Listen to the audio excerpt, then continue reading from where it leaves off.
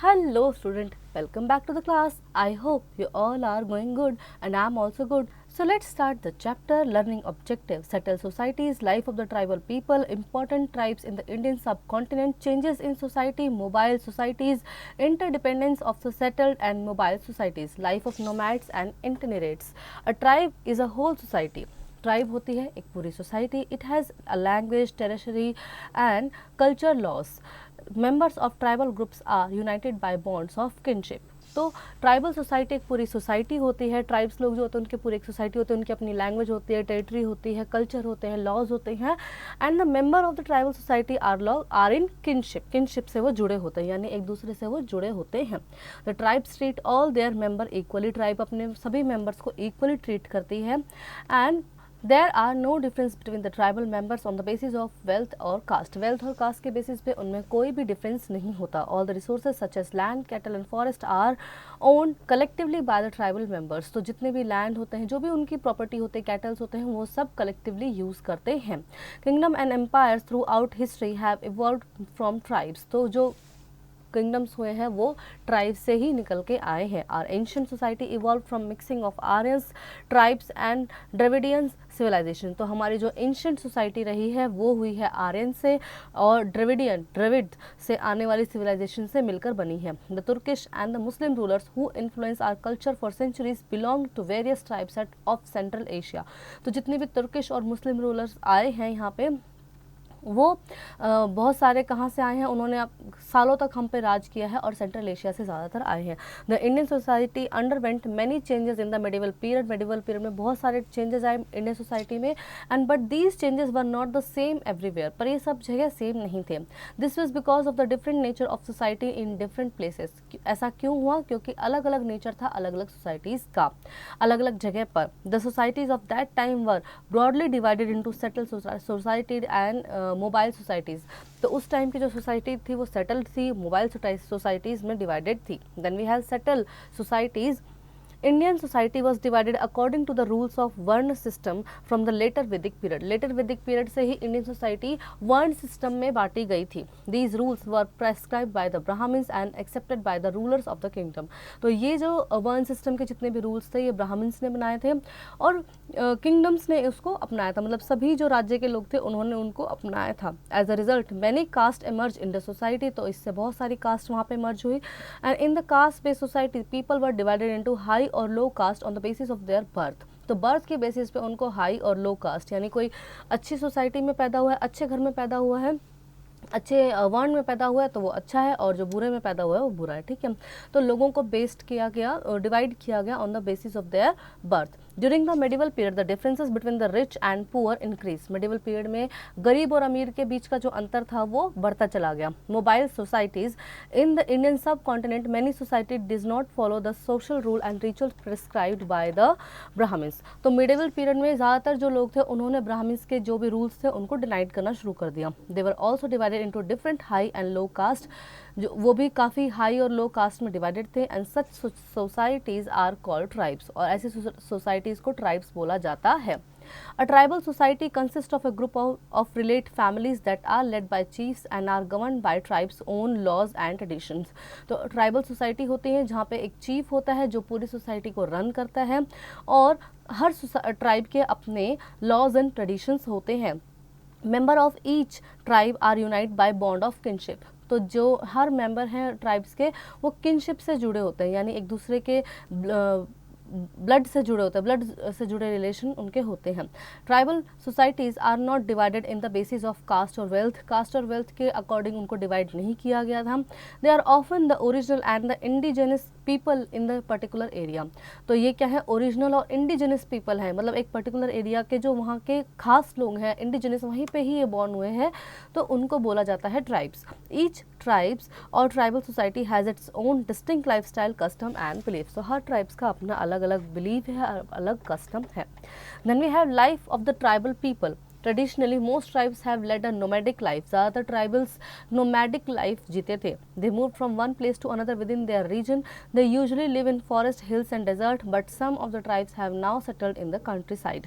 तो वो यूजुअली एक प्लेस से दूसरी तरफ एक दूसरे प्लेस पे मूव करते थे, but they usually lived in forest, hills and desert. ज़्यादातर वो कहाँ, जंगलों में, हिल्स में और डेजर्ट्स में रहते थे, ठीक है।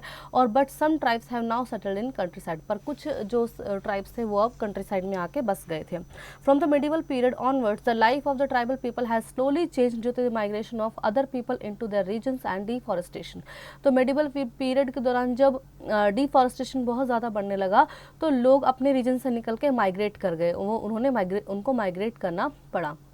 Deforestation has actually uprooted them from their original homes and exposed them to new cultures। अब जैसे माइग्रेशन होगा, डिफॉरेस्टेशन हुआ, उसकी वजह से लोगों ने माइग्रेशन करना शुरू किया, तो कहाँ, कहीं नई जगह जाएंगे तो वहाँ का नया कल्चर उनको अपनाना पड़ेगा। To some extent they assimilated some aspect of these culture and led a settled life, ठीक है। फिर कुछ एक्सटेंट उनके बीच में ऐसे हुए कि उनको नई सेटल्ड लाइफ जीनी पड़ी, नोमैडिक सा वो कि सेटल्ड पीपल बन गए। In some places they establish a full fledge state और किंगडम, कई जगह पे उन्होंने अपना स्टेट किंगडम सेटल डाउन किया। Then we have different tribal groups in Indian subcontinent, so area of the subcontinent and tribal groups। North में Punjab and Khokhar गाकर्स में थे, ये थे ट्राइबल ग्रुप पंजाब के, मुल्तान एंड सिंध, लाघांस, आरगुंस और बलोचीज। हिमाचल में गाड़ीज, रेहार्स, खतिक्स, बंजाराज एंड दिल्ली में धानक्स एंड दिल्ली हरियाणा में Julahas. Then we have east में थे नागालैंड, नागाज, असम में अहोम्स, बिहार एंड झारखंड चेरो, मुंडा, संथल्स, भूयांस, जुहाग्स, बिहोर्स, हिल खैरियास। एंड उड़ीसा बंगाल में Munda, Santhal, Koch, Mahalis, Bedias, Kola, Lohars etcetera. Then west में महाराष्ट्र में कोलिस, महाराष्ट्र, बेराज, गोंड्स और राजस्थान में कोलिस, भील्स, बंजारास। तो ये कुछ ट्राइबल ग्रुप्स थे जो हमारे अलग अलग स्टेट में फैले हुए थे। Many of the tribes earn their livelihood from agriculture, other were hunter gatherers or herders। they made full of the natural resources of the area in which they live, ठीक है। तो ज़्यादातर जो ट्राइब्स थे वो एग्रीकल्चर करते थे और इनमें से कुछ थे जो हंटर गैदर्स थे, बाकी जो थे वो नोमैडिक थे, ठीक है। हर्डर्स थे, नोमैडिक थे, इधर उधर जाते थे। And they made full of the use, तो अब जिस एरिया में रहते थे वो अपने सभी नेचुरल रिसोर्सेज का फुल यूज़ करते थे। A tribe collectively own land, cattle, forest, pastures etcetera. They shared the yields among household almost equally. The tradition between the tribal communities was usually through the exchange of goods। तो tribal community अपनी सारी चीज़ें share करते थे एक दूसरे के साथ, ठीक है, और वो एक्सचेंज करते थे कि तुमने मुझे ये दे दिया, मैंने तुम्हें ये दे दिया, तो इस तरह से एक्सचेंजिंग उनके बीच चलता था। Interdependence of settled and mobile societies। So sometimes the tribes had to clash with the more powerful caste based societies। तो कभी कभार ट्राइब्स जो होते हैं वो क्लैश हो जाते थे, तो वो ज़्यादा कोई कास्ट बेस्ड सोसाइटी से उनका क्लैश हो जाता था। Still in various ways they retain their freedom and culture identity। On the other hand the caste based and tribal societies also depend on each other for their various needs। तो वो एक दूसरे के साथ फिर भी क्या फ्रीडम से रहते थे और वो रिटेन कर लेते थे, मतलब मिलजुल कर लेते थे, ठीक है। एंड दूसरे हाथ पे अगर हम देखें तो ट्राइबल सोसाइटीज़ एक दूसरे पर डिपेंड करती थी फॉर द वेरियस नीड्स, मतलब तुमने मेरी ये नीड पूरी कर दी, मैंने तुम्हारी ये नीड पूरी कर दी, इस तरह से। In due course of time these relationship of conflict और and dependence gradually caused both the societies to change. तो ये जो जैसे जैसे टाइम बीता तो ये रिलेशनशिप जो था, वो कॉन्फ्लिक्ट था, वो धीरे धीरे चेंज होने लगा। Important tribes in the Indian सब continent. In India, there were many tribal groups, while some groups were small, some other groups were very large and powerful and control a very large territory। तो अलग अलग tribal groups रहे India में, कुछ छोटे थे और कुछ बड़े थे। Tribal people were found in almost every region of the subcontinent. ज़्यादातर जगह ट्राइबल पीपल थे। And they did not keep any records in writing. उनके कोई भी रिकॉर्ड्स राइटिंग में नहीं थे, उन्हें लिखे हुए रिकॉर्ड्स नहीं थे। They preserve in rich custom and oral tradition that were pass down to new generation. तो उनके जो भी ट्रेडिशंस थे वो ओरली बताते थे, ठीक है, मतलब बोल के बता दिया, लिखित में उनका ऐसा कुछ भी नहीं था। Then we have some more tribal groups we have south में कर्नाटका में कोलीज, बेराड्स, होलियाज, मदिगाज, तोराज और कोरागस। एंड आंध्र प्रदेश में कोरागस, वितार्स और मारावार्स। केरला एंड तमिलनाडु में पंचम्स, गोंड्स, कोयास, बड़ागास, वेतार्स और मारावार्स एक्सेट्रा। सेंट्रल में छत्तीसगढ़ भील्स, गोंड्स, सेंटमीज एक्सेट्रा। मध्य प्रदेश में Bhils, Gonds, Pradhans etcetera. Then we have the Khokhar and the Gakhar were very influential tribes in Punjab. Khokhar और घाकर बहुत इन्फ्लुएंशियल ट्राइब्स थे पंजाब के। The chief of the Gakhars Kamal Khan Gakhar was made a mansabdar noble by the Mughal emperor Akbar. तो जो चीफ थे घाकर्स के, कमाल खान घाकर जो थे वो मुगल एम्पर अकबर के टाइम पे उनको मनसबदार बनाया गया था। The Baluchis were very powerful tribes in north west. These tribal groups were divided into many smaller clans under different chiefs. तो अलग अलग चीफ्स के अंडर इनको, जो बलोचीज थे उनको अलग अलग ट्राइबल ग्रुप्स में डिवाइड किया गया था, स्मॉलर क्लैंस में इनको डिवाइड किया गया था। By the late 16th century, many of the Bhils tribes of western and central India gradually settled as agriculturists. Some of them even become zamindar.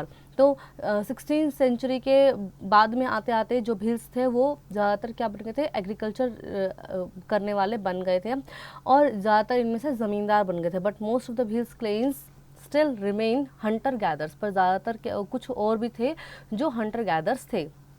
The Laghans and Arghuns control vast region of Sindh and Multan. Sindh and Multan में ज़्यादातर लघांस और Arghuns tribes थे। They were brought under control by Mughals, जो मुगल्स के under में था। The Chero tribes also emerged powerful in 12th century in the area of present day Bihar and Jharkhand. तो चेरोस tribe जो थे वो पावरफुल थे काफ़ी 12th सेंचुरी में, और ये थे बिहार और झारखंड में। They were defeated by Akbar general Raja Man Singh in 1591। जो अकबर के जो जनरल थे राजा मान सिंह, उनके द्वारा 1591 में इनको हराया गया। And during the reign of Aurangzeb many Chero fortresses were captured by Mughal armies. और औरंगजेब के टाइम पे, जब औरंगजेब का टाइम आया तो बहुत सारे इन चेरोस को क्या किया, पकड़ लिया गया। ठीक है। Then the Mundas and Santals were prominent tribes of Odisha, Bengal, Bihar and Jharkhand, and Kolis, Mahars and Berad were prominent in state of Maharashtra। तो ये थे state of महाराष्ट्र में। And the Gonds were prominent in the present day states of Chhattisgarh, Maharashtra, Madhya Pradesh and Andhra Pradesh. Gonds पाए जाते थे छत्तीसगढ़, महाराष्ट्र, मध्य प्रदेश, आंध्र प्रदेश में। And in the south the main tribes were Koragas, Maravars, Vetars and Panchamas। तो ये थे साउथ के main tribes. Life of the nomads and itinerates. Nomads are wandering people. They are generally pastoralists who move from one pasture to another with their animal। ठीक है। तो nomads क्या थे, wandering people थे। वो खाने की खाने की सर्च में, है ना, और वो क्या करते थे, अपने जानवरों को लेकर इधर से उधर भटकते रहते थे, जाते रहते थे पैस्चर के लिए। They mainly lived on milk and other pastoral product। उनका मेन काम था क्या, मिल्क पे वो डिपेंड करते थे। ठीक है। और पेस्टल प्रोडक्ट वो बनाते थे। These nomadic pastoralist exchange many goods with settled agriculture. तो ये क्या करते हैं कि ये जो सेटल एग्रीकल्चर वाले ट्राइब्स थे उनको दूध देते और या अपने पेस्टोलिक प्रोडक्ट्स देते और उनसे बदले में उनकी चीज़ें, एग्रीकल्चर के जो क्रॉप्स होते होंगे वो ले लेते हैं। They mainly exchange wool, ghee etcetera with settled agriculturist for grain, clothes, utensils and other products. तो ये घी देते थे, वुल देते थे उनको, और ये उनसे बदले में ग्रेन्स ले लेते और बर्तन ले लिए, है ना, ये सब ले लेते। They bought these goods from one place to transported them on their animal to other place and sold them there. ठीक है। तो ये क्या करते, अपने एनिमल्स पे उनको रख के और दूसरे प्लेस जाते, वहाँ पे उनको बेच देते थे। Many pastoral tribes reared and sold animal such as cattle and horses to the rich people. ज़्यादातर पेस्टोरल ट्राइब्स क्या करते थे, बेच देते थे, बड़े बड़े लोगों को एनिमल्स, अपने कैटल्स बेच देते थे। They also made and sold goods like ropes, reeds, straw, matting and coarse sacks. तो वो क्या गुड्स भी बनाते थे, लाइक रोप्स, रीड्स वगैरह भी ये बनाते थे। A chain of mobile traders connected India to the outside world. Mobile traders की एक पूरी चेन आउटसाइड वर्ल्ड से जुड़ी हुई थी। Central Asian traders brought goods like nuts to India and Banjaras and other traders carried these goods to the local market. तो Central Asia के जो ट्रेडर थे वो नट्स लेके आते थे और बंजारे जो थे वो इनको बेचते थे मार्केट में। तो Banjaras were most important trader nomads. तो बंजारा जो थे वो इंपॉर्टेंट ट्रेडर नोमैड्स थे, क्योंकि एक जगह से दूसरी जगह ये घूमते रहते थे, इसलिए इनको बंजारा या नोमैड्स बोला जाता था। ठीक है। तो ये क्या करते कि चीज़ें लेते और लोकल मार्केट में दूसरी जगह गए, वहाँ पे जाके बेच दी। They usually travelled in कारावैंस। कारावैंस में ट्रैवल करते थे। Their caravan was called tanda. तो इनके जो कारावैन होते थे उनको टांडा बोलते थे। The Banjaras were very important for economy in the medieval times. Medieval times में ये बंजाराज काफ़ी इंपॉर्टेंट थे। The Delhi sultans Alauddin Khilji use them to transport grains to the city market. तो जो दिल्ली सुल्तान्स थे, अलाउद्दीन खिलजी थे, वो इनको ग्रेन्स सिटी मार्केट तक पहुंचाने के लिए यूज़ करते थे। In the Mughal period they carried grain on their bullock from different areas and sold it in towns. तो बुलॉक्स पे ये ग्रेन्स लेके जाते थे और उनको टाउन्स में बेचते थे। A reference about this made by emperor Jahangir in his memories. और ये रेफरेंस था, रेफरेंस अबाउट दिस, इसके बारे में जो रेफरेंस दिया गया एम्परर जहांगीर द्वारा दिया गया, एम्परर जहांगीर की मेमोरीज में दिया गया है। They also transported food grain from Mughal army during their military campaign। तो ये फूड ग्रेन्स भी ट्रांसपोर्ट करते थे मुगल आर्मी को जब भी कोई मिलिट्री कैंपेन चलता था। For a large army they could be about 1 lakh bullocks carrying again. तो बड़ी आर्मी के लिए क्या 1 लाख बुलॉक से एक साथ लेकर चलते थे। Then we have itinerant groups included craftsmen, peddlers and entertainers। तो ये होते थे ऐसे ग्रुप जिनमें होते थे क्राफ्ट पर्सन्स होते थे, पेडलर्स होते थे और एंटरटेनिंग करने वाले लोग होते थे। They travelled from one place, entertainers and they travel from one place to another and practise different occupation. तो ये एक जगह से दूसरी जगह गए और अलग अलग काम करते थे। मान लिया यहाँ पे यहाँ के जो इन्वायरमेंट के हिसाब से जो काम मिला ये यहाँ कर लिया, फिर कहीं दूसरी जगह गए, वहाँ के इन्वायरमेंट के अकॉर्डिंग जो काम मिला वो वहाँ पे कर लिया। Changes in society, some of the following social changes amongst the tribal people paved the way of emergence of new states। तो कुछ जो सोशल चेंजेस थे ट्राइबल पीपल में, उन्हें नए नए स्टेट्स में नए नए चेंजेस देखने को मिले। With the development of economy and increase in demands of the people with new skills were required to make goods. तो जैसे जैसे डेवलपमेंट बढ़ता गया, इकोनॉमी बढ़ती गई, तो वहाँ से क्या हो गया, लोगों की डिमांड बढ़नी शुरू हुई और नया नया लोग सामान रिक्वायर करने लगे। As a result smaller caste और जातीज एमर्ज विद वर्न्स। तो जो स्मॉलर कास्ट थे वो वर्ण से बाहर होने लगे। For example new caste appeared amongst the Brahmins and Kshatriya. ठीक है, तो न्यू जो कास्ट थी वो ब्राह्मण क्षत्रिय में आने लगी। The caste based society took many tribes and social groups with in its fold and gave them status of जाति। तो अब जो कास्ट बेस्ड सिस्टम था उसमें जो भी नई नई सोसाइटी आ रही थी, है ना, ट्राइब्स की, उनको स्टेटस ऑफ जातीज का दिया गया। न्यू नाउ जाति रेदर देन वर्ण became the basis of distinction in caste based system. तो वहाँ से वर्ण से हम आ गए जाति पे। ठीक है, मतलब अब वर्ण खत्म हो गए, अब हम आ गए जाति पे। Then many Rajput clans such as Hunas, Chandelas, Chalukyas, etc. become powerful by 11th and 12th century AD। तो काफ़ी राजपूत जो राजा थे, क्लेन्स थे, वो जिनमें थे हुनास, चंदेला, चौलक्या, वो 11th-12th में काफ़ी पावरफुल हुए। And some of them had earlier been tribes. इनमें से अभी भी कुछ ट्राइब्स थे, but now they were regarded as Rajput. पर अब उनको राजपूत मान लिया गया। ठीक है, तो अब यहाँ से क्या हो गया, जाति सिस्टम शुरू हो गया, जो वर्ण सिस्टम था वो खत्म हो गया। They gradually replaced the older rulers. इन्होंने पुराने रूलर्स को रिप्लेस किया। The rulers use their wealth to create powerful kingdoms. The society saw political, social and economic development. Society में पॉलिटिकल, सोशल, इकोनॉमिक डेवलपमेंट देखने को मिली। The tribal began to follow the path of those Rajput clans who used to be tribes earlier and had now become Rajput rulers. तो जो tribes थे वो Rajput rulers को follow करने लगे। ठीक है, many tribes became part of the caste based society with in the support of Brahmins. काफ़ी जो ट्राइब्स थे वो कास्ट बेस्ड सोसाइटीज़ में आने लगे ब्राह्मिन्स के सपोर्ट से। And only the leading tribals families were included in the ruling class. जो लीडिंग ट्राइबल फैमिलीज थी, मतलब जो आगे बढ़ रहे थे, वही रूलिंग क्लास में आई। A large majority of the tribal people joined the lower जातीज of caste based society। तो जो काफ़ी बड़ी एक मेजॉरिटी थी जो लोअर ट्राइबल लोगों की, वो क्या की, कास्ट बेस्ड सोसाइटीज़ में जुड़ गई। Many dominant tribes of Punjab, Sindh and north west part of the subcontinent had adopted Islam quite early. तो काफ़ी जो डोमिनेंट ट्राइब्स थे वो जो पंजाब सिंध के नॉर्थ वेस्ट पार्ट के, उन्होंने इस्लाम को कबूल कर लिया था।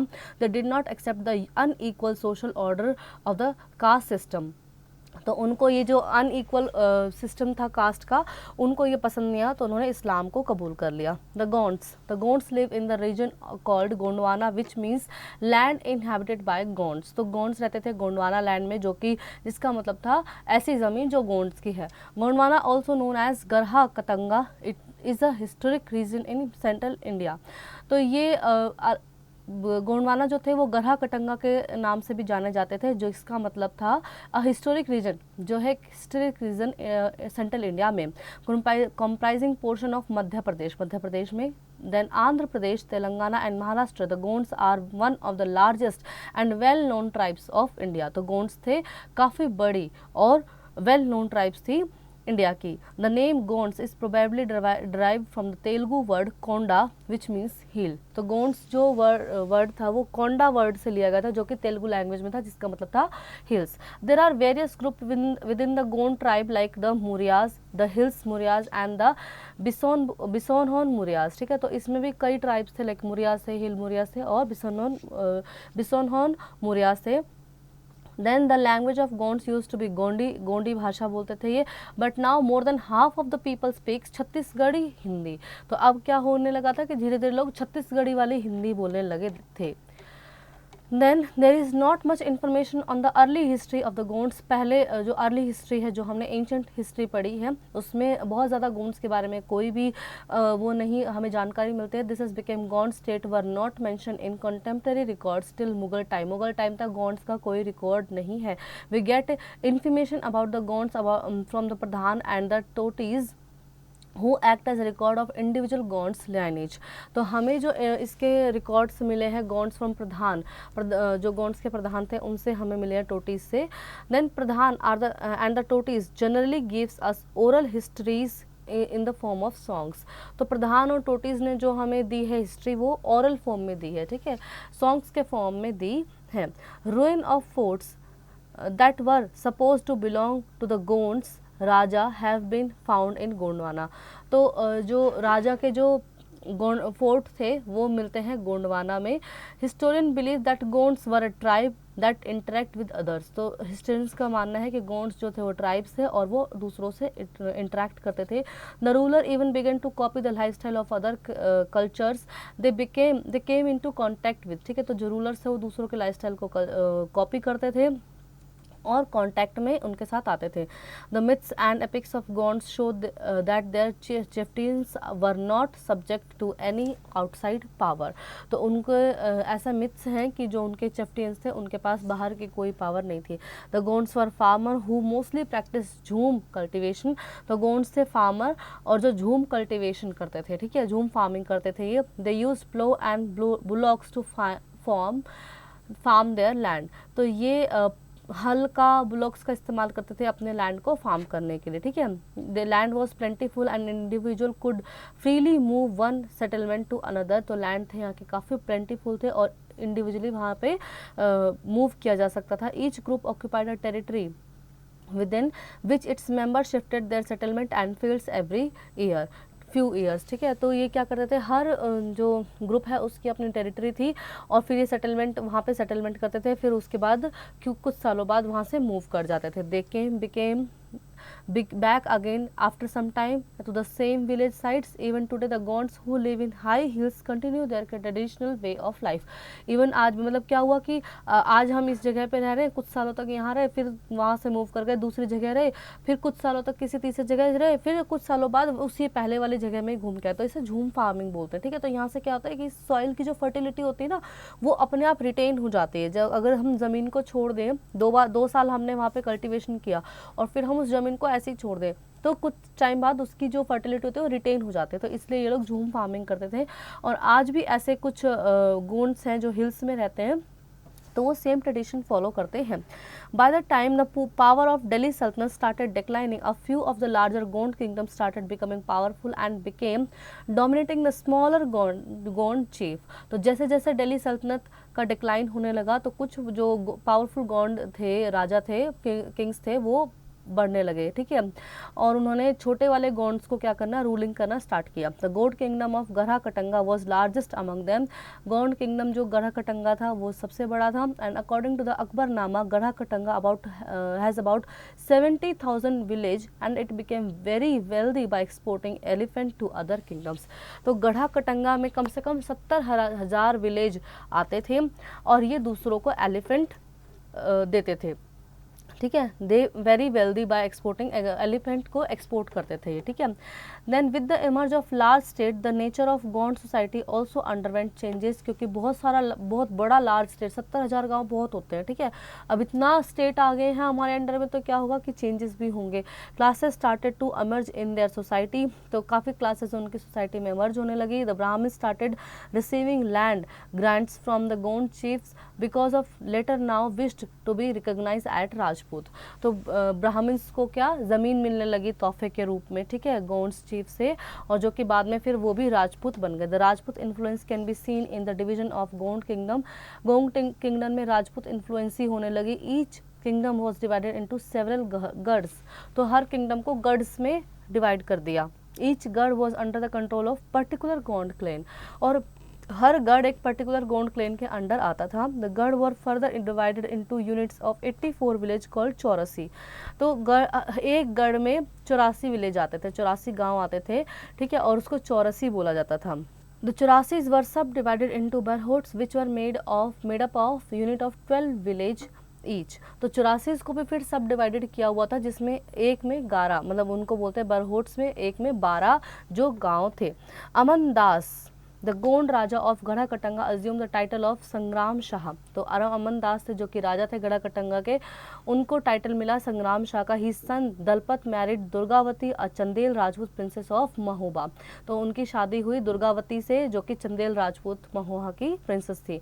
Dalpat died very early and Rani Durgavati started ruling on the behalf of her minor son, तो दलपत की काफ़ी जल्दी मौत हो गई और उनके बेटे के बिहाफ पे दुर्गावती ने रूलिंग करना स्टार्ट किया। Bir Narayan, she was an able ruler but her kingdom was invaded and overtaken by Akbar forces led by Asaf Khan, तो जो बीर नारायण थे वो काफ़ी अच्छे रूलर थे, लेकिन फिर भी जो उनका किंगडम था वो अकबर द्वारा ले लिया गया था, उसको हराया, ठीक है, जो आसफ खान ने ले लिया था। दे अटैक्ड गढ़ा कटंगा, उन्होंने गढ़ा कटंगा पे अटैक किया। Rani Durgavati resisted strongly but was ultimately overpowered, ठीक है, तो रानी दुर्गावती ने उनका सामना किया, लेकिन फिर भी पावर आ गई अकबर की। She killed herself when she realise that they would be defeated, तो उन्होंने अपने आप को मार लिया रानी दुर्गावती में। सून आफ्टर बीर नारायण ऑल्सो डाइड फाइटिंग, और जो उनके बेटे थे बीर नारायण वो भी लड़ाई के दौरान मारे गए।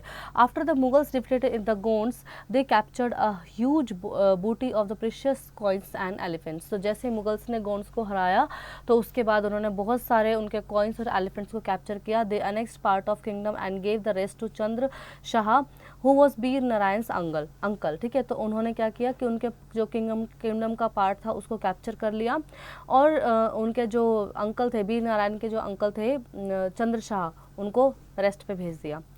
Then despite the fall of Garha Katanga, the Gonds kingdom survived for some times. Gond kingdoms को काफ़ी survive करना पड़ा, but gradually they became weak. They were defeated by Bundels and Marathas in 17th and 18th centuries respectively. In the Gond society, there were a decline of Raja families with the fall of Mughals.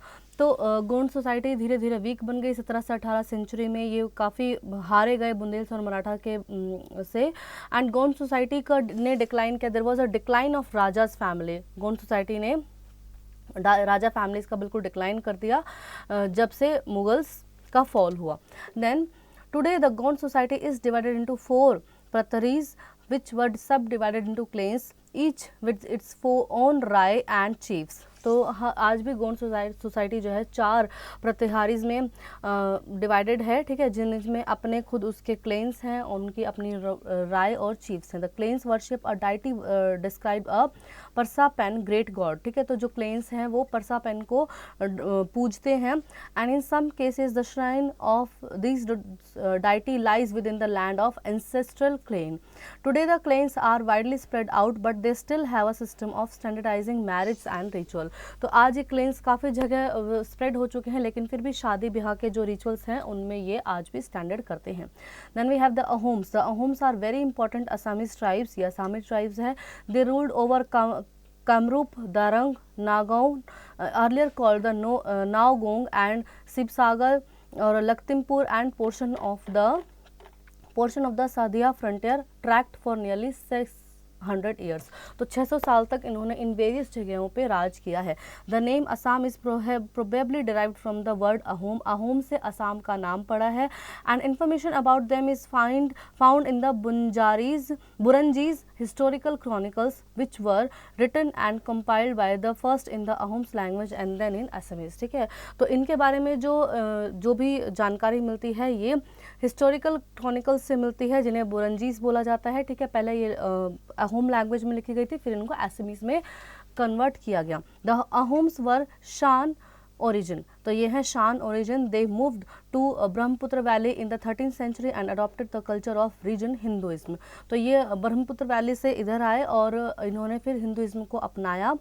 And they married into existing Assamese communities and became intermix. तो इन्होंने काफ़ी सारी Assamese communities से marriage की और फिर इंटरमिक्सड हो गए। ठीक है, the first Ahom ruler was सुकापाहा।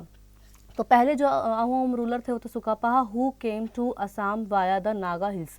Naga hills से होते हुए वो असम आए थे। The Naga clashed with the Ahoms, Naga के साथ उनका अहोम्स का क्लैश हो गया था। They later won established and themselves as ruler in the region. फिर बाद में वो जीते, अहोम्स जीते और उन्होंने अपने आप को वहाँ पे रूलर बनाया। The Buranjis mention the Ahom Naga relationship. तो बुरंजीज में बताया गया है अहोम का और नागा का कैसा रिलेशनशिप था। The Ahom got rid of smaller kingdom and unified most of the present day Assam. तो अहोम्स जो थे वो छोटे छोटे किंगडम्स थे वहाँ पे और आज उसे असम बोला जाता है। दे टुक tribute from the Nagas and other groups on the edge of Brahmaputra Valley. Then we have the Ahoms created a new state by suppressing the older political system of the Bhuiyans. तो उन्होंने नया एक state बनाया जिसे political system of भुइयांस से उन्होंने एक नया स्टेट बनाया। दे subjugated many tribes and brought the kingdoms of Sutias and Kochhago under their control during the 16th century. तो उन्होंने काफ़ी सारे छोटे छोटे ट्राइब्स को सबमिशन किया और उन्होंने बनाया किंगडम ऑफ सुतियाज एंड कोचागो, ये बनाया 16th सेंचुरी में। The key reason of their growing strength and power was there use of fire arms. तो उनका जो की रीज़न था वो था fire arms, use of fire arms. By the 1660 they could even make high quality gun powder and cannons. तो 1660 में उन्होंने हाई क्वालिटी गन पाउडर बनाए, कैनन्स बनाए। And the Ahoms had trade relation with Bengal Bihar. Ahoms ने ट्रेडिंग शुरू की बिहार और बंगाल के साथ, भूटान, तिब्बत, म्यांमार में भी। The traded with in rice, silk and etcetera. The Ahom society was divided into clans called khels. तो अहोम सोसाइटी क्लेन्स में जो बटी हुई थी, छोटे छोटे पार्ट्स में जो बटी थी उनको खेल्स बोलते हैं। Khels open control several village. This resulted in a very powerful village community. The peasants were granted land by khels. तो ये जो this resulted a very powerful village, तो यहाँ से कंट्रोल किया जाता था। ठीक है, खेल्स पूरे विलेज को कंट्रोल करते थे और ये काफ़ी पावरफुल विलेज हुआ करते थे। The peasants were granted land by khels. तो पीजेंट्स को यहाँ पे ज़मीन दी जाती थी खेल्स के द्वारा। The Ahom state dependent upon forms force labour. तो अहोम स्टेट जो था वो फोर्स लेबर पर डिपेंड थे। Paiks were people who were forced to work for the state. तो पाइक्स वो लोग थे जिनको स्टेट के लिए, अहोम स्टेट्स के लिए क्या करना था, काम करना था। A census of population was taken and each village has to send a number of paiks by rotation. तो पॉपुलेशन का सेंसस लिया गया, पॉपुलेशन का पता लगाया गया कि कितनी पॉपुलेशन है और वहाँ पे उस हिसाब से पाइक्स भेजे जाते थे लोगों को सर्व करने के लिए। Almost all the adults male had to serve in the army during war and at other times they were engaged in building dams, irrigation system and other public work। ठीक है, तो जो मेल्स थे उनको वॉर के दौरान army को सर्व करना होता था, जो आर्मी है उसको, और वो बिल्डिंग्स बनाते थे, डैम्स बनाते थे, इरिगेशन सिस्टम बनाते थे। New methods of rice cultivation were also introduce by Ahom. तो राइस का, चावल का नया कल्टिवेशन सिस्टम अहोम्स ने ही दिया था। The Ahoms ruler were patterns of art and literature and culture. Poets and scholars were given land grants. Poets और स्कॉलर्स को मिलते थे यहाँ पे लैंड ग्रांट्स। थिएटर वर इनकरेज्ड और थिएटर्स बनते थे यहाँ पे। Important works in Sanskrit were translated into local language. Sanskrit के जो ज़रूरी काम थे वो लोकल लैंग्वेज में यहाँ पे ट्रांसलेटेड होने लगे। इन 1662 द मुगल्स अंडर मिर जुमला अटैक द अहोम किंगडम। जो मुगल्स थे, किंग मिर जुमला, उन्होंने अहोम्स पे अटैक किया। The Ahoms fort bravely but were defeated. Ahoms ने बहुत ब्रेवरी से उनका सामना किया पर हार गए। Mughals control over the region did not last long. जो मुगल्स थे उन्होंने उसको वो कर लिया, कैप्चर कर लिया, लेकिन ज़्यादा दिन तक वो नहीं रह पाए. The Ahoms remained an independent state till the British took them over in 1826. Ahoms फिर भी एक इंडिपेंडेंट स्टेट रहा जब तक ब्रिटिश रूल वहाँ पे नहीं आया. When the former had been weakened by Burmese invasion. तो जैसे बुर्मीज लोग आए तब वहाँ पे फॉर्मर्स जो थे वो काफ़ी वीक हो गए. Originally the Ahoms had their own tribal gods. तो उनके अपने भगवान थे. As a state expanded the traditional believes and practice also change. जैसे जैसे उनके स्टेट बढ़े तो वहाँ पे क्या हुआ कि प्रैक्टिस भी, भगवान को पूजने की जो चीज़ें थी वो भी उनकी बदलने लगी. Brahmins started to gain prominence. Brahmins को काफ़ी फ़ायदा हुआ. Land grants were made by Ahoms rulers to temples and Brahmins. Hinduism gradually became the predominant religion. तो वहाँ पे भी हिंदुइज्म फैलता चला गया धीरे धीरे. In the 15th century, Sankardev brought the Vaishnavite movement to the region. 15th century में शंकरदेव ने वहाँ पे वैष्णविट मूवमेंट चलाया. It became very popular and continues to influence the people's village society in Assam, but the Ahoms did not give up their traditional believes and completely. Then we have keywords. Kinship, the fact of being related in a family or a feeling of being close to someone because you have similar origin. Then lineage, family line, ancestry, clan, a group of families who are related to each other, and nomads are a member of community that moves with its animal from place to place. Interent groups, a group who travel place to place. Then we have points to know. A tribe is a whole society. It has a language, territory, culture and laws. The Khokars and Ghakars, the Choras and Cheros and Mundas, and the Santhas, the Gonds, the Nagas, the Ahoms, the Todas, the Kolis, the Koragas and the Maravars were some important tribal groups.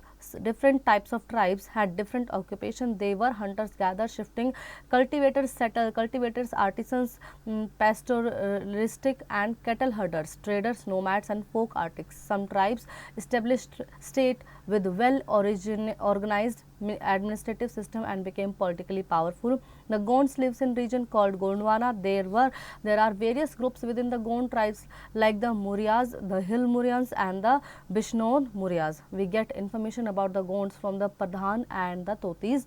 According to the Akbarnama, Garha Katanga had about 70,000 villages. Garha Katanga became very wealthy by exporting elephant to other kingdoms. The Gond kingdom were divided into several Garh, each under the control of one particular Gond clan. Today, the Gond society is divided into 4 Prahataris, which were subdivided into clans, each with its own Rai and chiefs. The Ahoms are an important Assamese tribes. They ruled over Kamrup, Darang, Nowgong, Sibsagar, Lakhimpur and portion of Sadia frontier tract nearly 600 years. The Ahoms had trade relation between Bengal, Bihar, Bhutan, Tibet and Myanmar. Their society was divided into clans called Khels. A Khel often controlled several villages. The Ahom state depended upon forced labor. The Paiks were forced to work for the state. In 1662, the Mughals under Mir Jumla attacked the Ahom kingdom but were not much successful. The Ahoms remained an interdependent state till the British took them over in 1826 when the former had been weakened by Burmese invasion. So I hope children you really enjoy the chapter and you learn many more new things from the chapter. Now do practice at home.